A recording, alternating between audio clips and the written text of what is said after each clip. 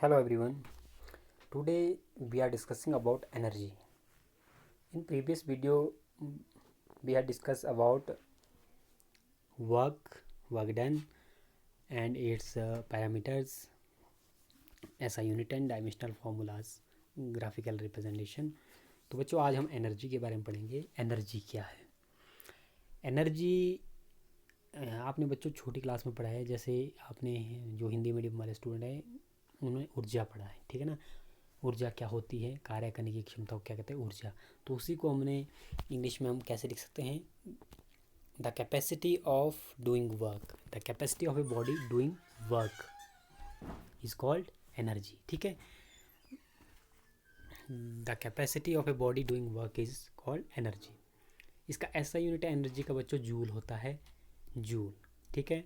And dimensional formula is ml/t-2, ml/t-2। ये जो l की पावर में 2 है और t की पावर में क्या है, -2 है, ठीक है। There are different form of energy. देखिए बच्चों, एनर्जी के बहुत सारे फॉर्म है, such as mechanical energy, heat energy, sound energy, electrical energy, magnetic energy, chemical energy and nuclear energy. देखिए बच्चों, एनर्जी के बहुत सारे फॉर्म्स हैं। एनर्जी को बहुत सारे रूप में हम देख सकते हैं, ठीक है ना, जो मैंने अभी आपको बताया। The mechanical energy is due to two different energies as kinetic energy and potential energy. जो बच्चों मैकेनिकल एनर्जी होती है, मैकेनिकल एनर्जी जो होती है ये होती है combination of kinetic energy plus potential energy, ठीक है ना। दो तरह की एनर्जी का जो कम्बिनेशन बनता है, इन दोनों को जब हम कंबाइंडली, हम इन दोनों को क्या कहते हैं, इन दोनों को हम कंबाइंडली कहते हैं मैकेनिकल एनर्जी, ठीक है। The mechanical energy is the sum of kinetic energy and potential energy of a body, ठीक है। अब देखिए बच्चों, अब हम बात करते हैं काइनेटिक एनर्जी क्या होती है। Kinetic energy, the energy possessed by a body by virtue of its motion is called kinetic energy. देखिए बच्चों, एक ऐसी एनर्जी जो किसी बॉडी की मोशन के कारण होती है, ठीक है, उसे हम क्या कहते हैं, काइनेटिक एनर्जी। यानी कि जब कोई बॉडी मूव कर रही है तो उसमें क्या है, एनर्जी, काइनेटिक एनर्जी, ठीक है। The energy possessed, POSSED, the energy possessed by a body by virtue of its motion. किसी बॉडी की मोशन के कारण जो एनर्जी बॉडी में होती है उसे हम क्या कहते हैं, काइनेटिक एनर्जी। क्लियर। इसी तरह से अगर हम बच्चों पोटेंशियल एनर्जी की बात करें, पोटेंशियल एनर्जी देखो थोड़ा सा ही चेंज होगा इसमें। The energy possessed by a body by virtue of its motion की जगह लिखना है बच्चों वहाँ पे पोजीशन, ठीक है। जब किसी बॉडी की पोजीशन के कारण किसी बॉडी के अंदर जो एनर्जी है that is the potential energy, ठीक है। ऐसा यूनिट एनर्जी सेम बच्चों काइनेटिक एनर्जी की जूल होगी, डायमेंशनल फार्मूला भी सेम होगा, ठीक है। तो ये है एनर्जी, काइनेटिक एनर्जी। अब देखिए बच्चों,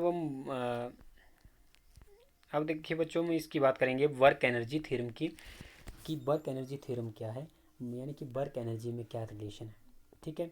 बहुत इंपॉर्टेंट बच्चों ये आर्टिकल है, 2-2.5 नंबर का पूछा जाता है ये। वर्क एनर्जी थ्योरम होती क्या है, इसकी स्टेटमेंट क्या है, the work done by a force on a body is equal to the change in kinetic energy of the body. देखिए बच्चों, पहले कंसेप्ट की जो डेफिनेशन को समझना बहुत ज़रूरी है। डेफिनेशन को आप थोड़ा थोड़ा जो सेंटेंस को थोड़ा थोड़ा करके समझो और आपको फिर बहुत इजी हो जाता समझना। The work done by a force, यानी कि एक फोर्स के द्वारा एक ऐसा वर्क डन, ठीक है ना। जब कोई फोर्स लग रही है, फोर्स के द्वारा कोई वर्क डन किया जा रहा है, वो किसके बराबर आना चाहिए, change in kinetic energy of the body.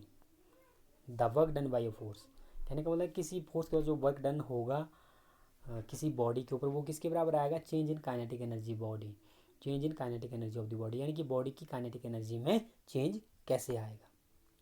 कहने का मतलब जैसे मान लो बच्चों, आप किसी बॉक्स को फोर्स लगा रहे हैं, कोई बड़ा सा बॉक्स है उसको आप फोर्स लगा रहे हैं, वो किसके बराबर आएगा, वो इक्वल टू होगा change in kinetic energy of the body. Body की काइनेटिक एनर्जी में कितना चेंज, जब आपने फोर्स लगाई तो बॉडी की काइनेटिक एनर्जी में जो चेंज आया वो किसके बराबर आएगा, वो उस वर्क डन के बराबर इक्वल आएगा। क्लियर है। अब देखिए बच्चों, इसका प्रूफ, इसको हमने प्रूव करना होता है। Consider a body of mass m। मान लो हमने कोई बॉडी दी जिसका मास क्या है, m है। जैसे मान लो कोई ये बॉडी है, इसका मास क्या है, m है, मूविंग विद वेलोसिटी v0। ये किस वेलोसिटी के साथ मूव कर रही है, v0 के साथ, ठीक है।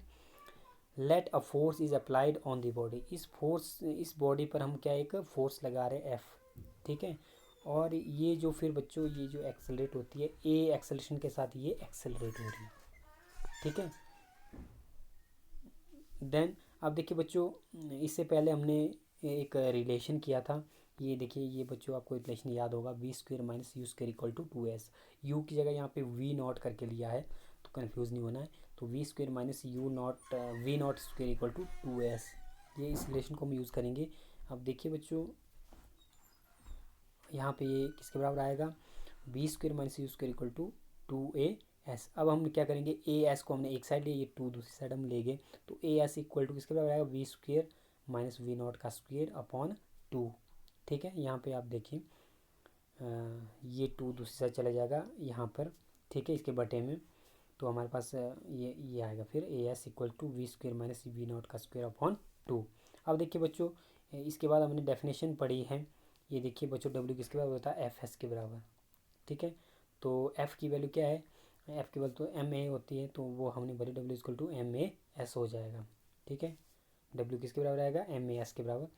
तो यहाँ पर हम क्या करेंगे बच्चों, W equal to M A S. ठीक है,